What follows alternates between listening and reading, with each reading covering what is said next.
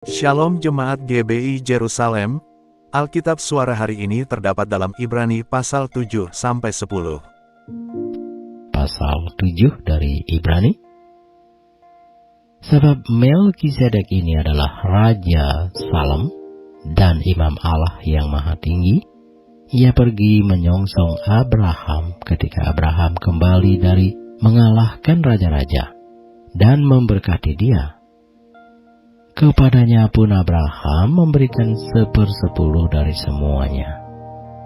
Menurut arti namanya, Melkisedek adalah pertama-tama Raja Kebenaran dan juga Raja Salem, yaitu Raja Damai Sejahtera. Ia tidak berbapa, tidak beribu, tidak bersilsilah, harinya tidak berawal, dan hidupnya tidak berkesudahan, dan karena ia dijadikan sama dengan anak Allah, ia tetap menjadi imam sampai selama-lamanya. Camkanlah betapa besarnya orang itu, yang kepadanya Abraham, bapa leluhur kita, memberikan 1/10 dari segala rampasan yang paling baik. Dan mereka dari anak-anak Lewi yang menerima jabatan imam mendapat tugas menurut hukum Taurat untuk memungut persepuluhan dari umat Israel, yaitu dari saudara-saudara mereka, sekalipun mereka ini juga adalah keturunan Abraham.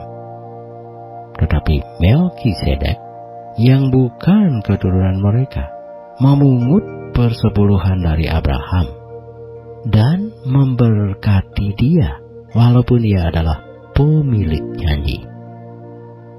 Memang tidak dapat disangkal bahwa yang lebih rendah diberkati oleh yang lebih tinggi. Dan di sini manusia-manusia fana menerima persepuluhan. Dan di sana ia yang tentang dia diberi kesaksian bahwa ia hidup. Maka dapatlah dikatakan bahwa dengan perantaraan Abraham dipungut juga persepuluhan dari Lewi yang berhak menerima persepuluhan, sebab ia masih berada dalam tubuh bapa leluhurnya ketika Melkisedek menyongsong bapa leluhurnya itu. Karena itu, andai kata oleh imamat Lewi telah tercapai kesempurnaan, sebab karena imamat itu umat Israel telah menerima Taurat, apakah sebabnya masih perlu seorang lain ditetapkan menjadi imam besar menurut peraturan Melkisedek, dan yang tentang dia tidak dikatakan menurut peraturan Harun? Sebab jikalau imamat berubah, dengan sendirinya akan berubah pula hukum Taurat itu. Sebab ia yang dimaksudkan di sini termasuk suku lain. Dari suku ini tidak ada seorang pun yang pernah melayani di mezbah. Sebab telah diketahui semua orang bahwa Tuhan kita berasal dari suku Yahuda. Dan mengenai suku itu Musa tidak pernah mengatakan suatu apapun tentang imam-imam. Dan hal itu jauh lebih nyata lagi jikalau ditetapkan seorang imam lain menurut cara Melkisedek, yang menjadi imam bukan berdasarkan peraturan-peraturan manusia, tetapi berdasarkan hidup yang tidak dapat binasa. Sebab tentang dia diberi kesaksian, engkau adalah imam untuk selama-lamanya menurut peraturan Melkisedek. Memang suatu hukum yang dikeluarkan dahulu dibatalkan kalau hukum itu tidak mempunyai kekuatan dan karena itu tidak berguna. Sebab hukum Taurat sama sekali tidak membawa kesempurnaan, tetapi sekarang ditimbulkan pengharapan yang lebih baik yang mendekatkan kita kepada Allah, dan sama seperti hal ini tidak terjadi tanpa sumpah. Memang mereka telah menjadi imam tanpa sumpah, tetapi ia dengan sumpah diucapkan oleh Dia yang berfirman kepadanya, Tuhan telah bersumpah, dan Ia tidak akan menyesal, engkau adalah imam untuk selama-lamanya. Demikian pula Yesus adalah jaminan dari suatu perjanjian yang lebih kuat. Dan dalam jumlah yang besar mereka telah menjadi imam, karena mereka dicegah oleh maut untuk tetap menjabat imam.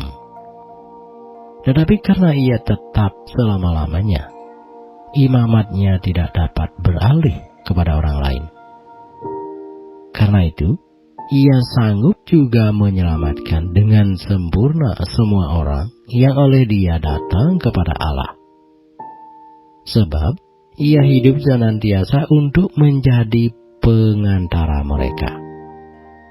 Sebab imam besar yang demikianlah yang kita perlukan, yaitu yang saleh tanpa salah, tanpa noda, yang terpisah dari orang-orang berdosa, dan lebih tinggi daripada tingkat-tingkat surga, yang tidak seperti imam-imam besar lain yang setiap hari harus mempersembahkan korban untuk dosanya sendiri, dan sesudah itu barulah untuk dosa umatnya. Sebab hal itu telah dilakukannya satu kali untuk selama-lamanya ketika ia mempersembahkan dirinya sendiri sebagai korban. Sebab hukum Taurat menetapkan orang-orang yang diliputi kelemahan menjadi imam besar.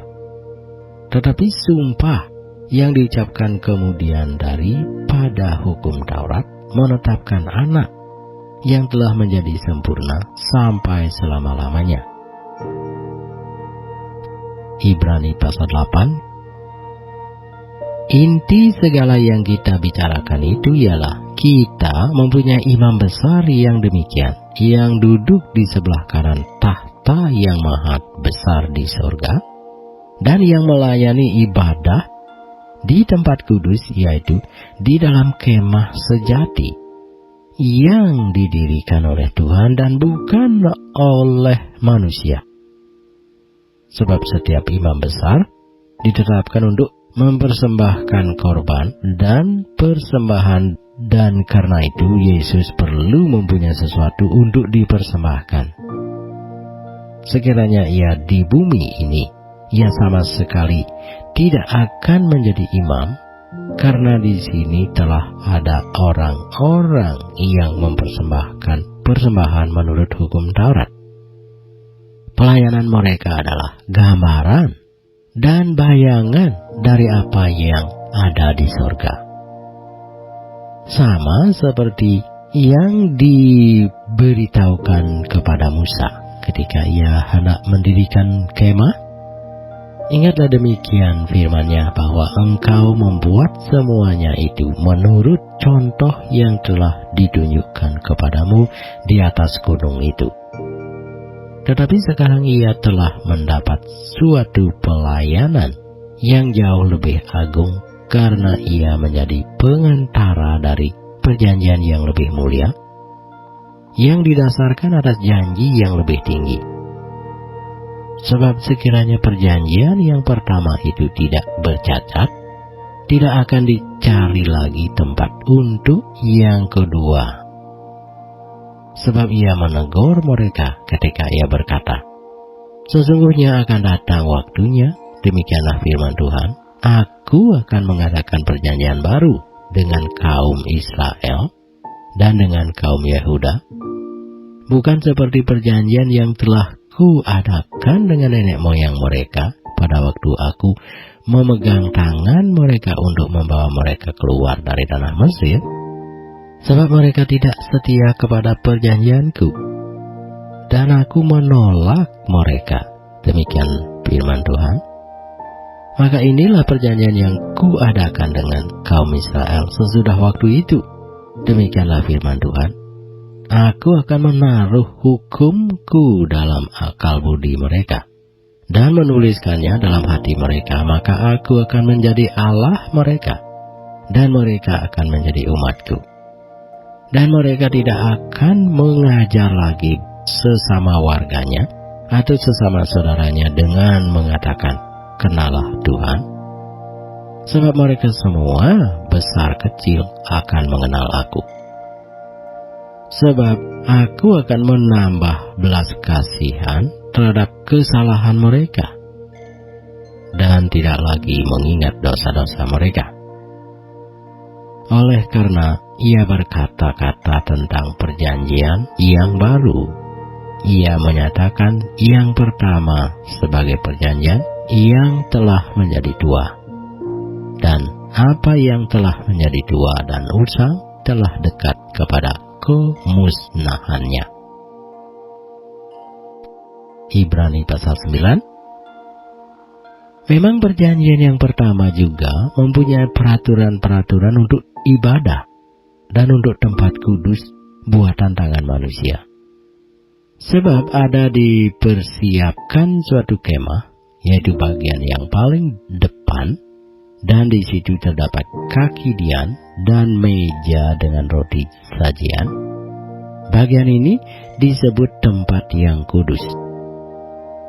Di belakang tirai yang kedua terdapat suatu kemah lagi yang disebut tempat yang maha kudus. Di situ terdapat mezbah pembakaran ukupan dari emas dan tabut perjanjian yang seluruhnya disalut dengan emas. Di dalam tabut perjanjian itu tersimpan buli-buli emas berisi mana, tongkat Harun yang pernah bertunas, dan loh-loh batu yang bertuliskan perjanjian, dan di atasnya kedua kerub kemuliaan yang menaungi tutup pendamaian. Tetapi hal ini tidak dapat kita bicarakan sekarang secara terperinci. Demikianlah caranya tempat yang kudus itu diatur. Maka imam-imam senantiasa masuk ke tempat kemah yang paling depan itu untuk melakukan ibadah mereka. Tetapi ke dalam kemah yang kedua, hanya imam besar saja yang masuk sekali setahun. Dan harus dengan darah yang ia persembahkan karena dirinya sendiri dan karena pelanggaran-pelanggaran yang dibuat oleh umatnya dengan tidak sadar. Dengan ini Roh Kudus menyatakan bahwa jalan ke tempat yang kudus itu belum terbuka selama kemah yang pertama itu masih ada. Itu adalah kiasan masa sekarang. Sesuai dengan itu, dipersembahkan korban dan persembahan yang tidak dapat menyempurnakan mereka yang mempersembahkannya menurut hati nurani mereka. Karena semuanya itu, di samping makanan, minuman, dan berbagai macam persembahan, hanyalah peraturan-peraturan untuk hidup insani yang hanya berlaku sampai tibanya waktu pembaharuan. Tetapi Kristus telah datang sebagai imam besar untuk hal-hal yang baik yang akan datang. Ia telah melintasi kemah yang lebih besar dan yang lebih sempurna, yang bukan dibuat oleh tangan manusia. Artinya, yang tidak termasuk ciptaan ini.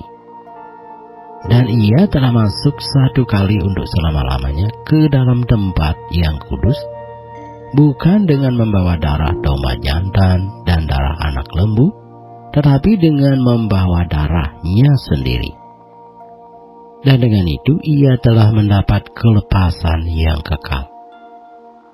Sebab jika darah domba jantan dan darah lembu jantan dan percikan abu lembu muda menguduskan mereka yang najis, sehingga mereka disucikan secara lahiriah, betapa lebihnya darah Kristus yang oleh Roh yang kekal telah mempersembahkan dirinya sendiri kepada Allah sebagai persembahan yang tak bercacat, akan menyucikan hati nurani kita dari perbuatan-perbuatan yang sia-sia.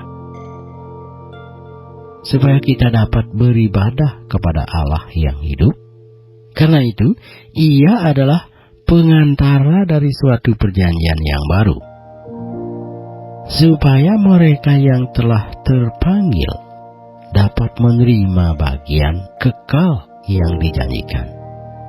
Sebab Ia telah mati untuk menebus pelanggaran-pelanggaran yang telah dilakukan selama perjanjian yang pertama. Sebab di mana ada wasiat, di situ harus diberitahukan tentang kematian pembuat wasiat itu. Karena suatu wasiat barulah sah kalau pembuat wasiat itu telah mati.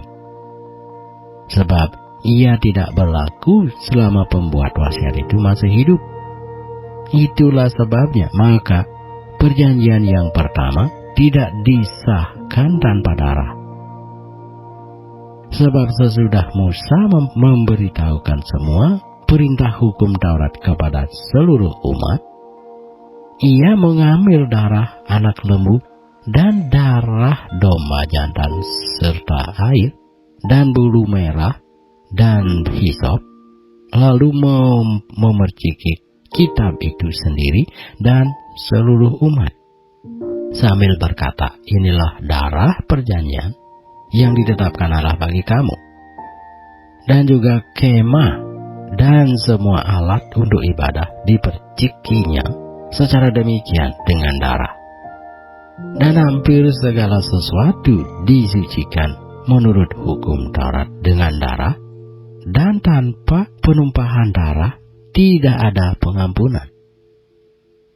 Jadi segala sesuatu yang melambangkan apa yang ada di surga haruslah ditahirkan secara demikian.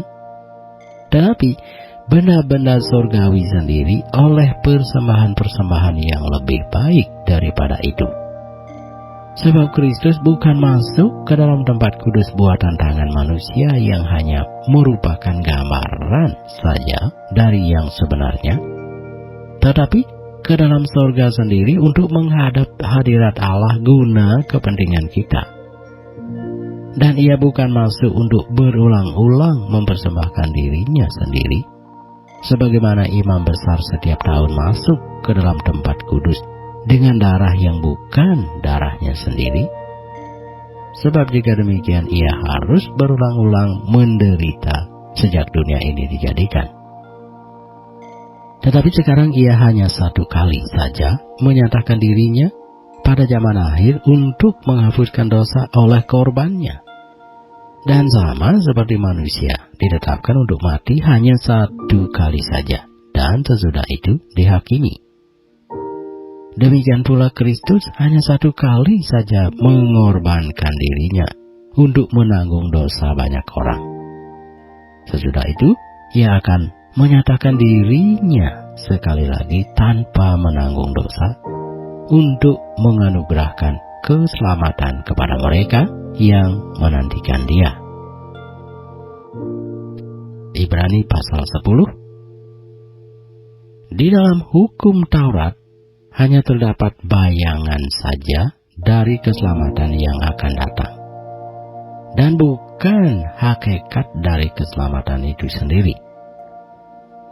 Karena itu dengan korban yang sama yang setiap tahun terus-menerus dipersembahkan, hukum Taurat tidak mungkin menyempurnakan mereka yang datang mengambil bagian di dalamnya. Sebab jika hal itu mungkin, pasti orang tidak mempersembahkan korban lagi. Sebab mereka yang melakukan ibadah itu tidak sadar lagi akan dosa setelah disucikan sekali untuk selama-lamanya. Tetapi justru oleh korban-korban itu, setiap tahun orang diperingatkan akan adanya dosa. Sebab tidak mungkin darah lembu jantan atau darah domba jantan menghapus dosa. Karena itu ketika ia masuk ke dunia, ia berkata, korban dan persembahan tidak engkau kehendaki, tetapi engkau telah menyediakan tubuh bagiku. Kepada korban bakaran dan korban penghapus dosa engkau tidak berkenan. Lalu aku berkata, sungguh aku datang. Dalam gulungan kitab ada tertulis tentang aku, untuk melakukan kehendak-Mu ya Allahku. Di atas ia berkata, korban dan persembahan, korban bakaran dan korban penghapus dosa tidak Engkau kehendaki, dan Engkau tidak berkenan kepadanya, meskipun dipersembahkan menurut hukum Taurat.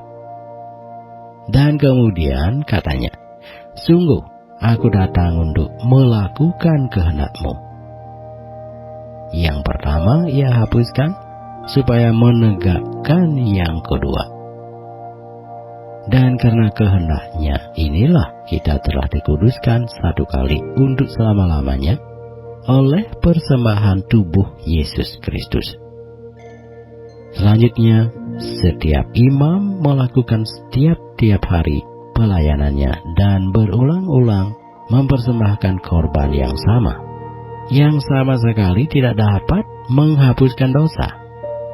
Tetapi ia, setelah mempersembahkan hanya satu korban saja karena dosa, ia duduk untuk selama-lamanya di sebelah kanan Allah. Dan sekarang ia hanya menantikan saatnya di mana musuh-musuhnya akan dijadikan tumpuan kakinya. Sebab oleh satu korban saja, ia telah menyempurnakan untuk selama-lamanya mereka yang ia kuduskan. Dan tentang hal itu, Roh Kudus juga memberi kesaksian kepada kita. Sebab setelah ia berfirman, inilah perjanjian yang akan kuadakan dengan mereka sesudah waktu itu.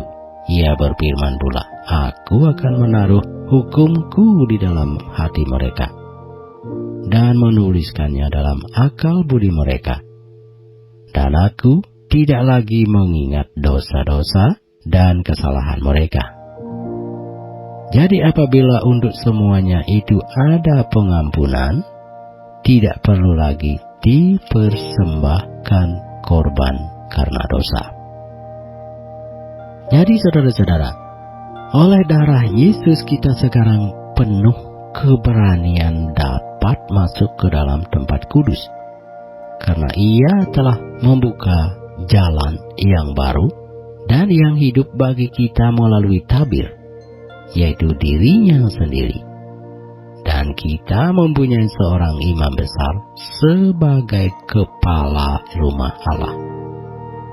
Karena itu, marilah kita menghadap Allah dengan hati yang tulus ikhlas dan keyakinan iman yang teguh, oleh karena hati kita telah dibersihkan dari hati nurani yang jahat, dan tubuh kita telah dibasuh dengan air yang murni. Marilah kita teguh berpegang pada pengakuan tentang pengharapan kita. Sebab Ia yang menjanjikannya setia. Dan marilah kita saling memperhatikan supaya kita saling mendorong dalam kasih dan dalam pekerjaan baik. Janganlah kita menjauhkan diri dari pertemuan-pertemuan ibadah kita seperti dibiasakan oleh beberapa orang, tetapi marilah kita saling menasihati. Dan semakin giat melakukannya menjelang hari Tuhan yang mendekat. Sebab jika kita sengaja berbuat dosa, sesudah memperoleh pengetahuan tentang kebenaran, maka tidak ada lagi korban untuk menghapus dosa itu.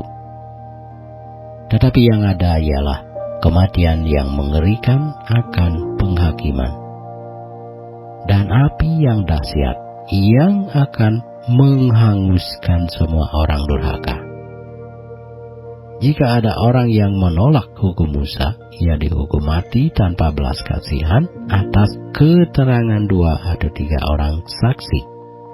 Betapa lebih beratnya hukuman yang harus dijatuhkan atas dia yang menginjak-injak anak Allah, yang menganggap najis darah perjanjian yang menguduskannya, dan yang menghina roh kasih karunia.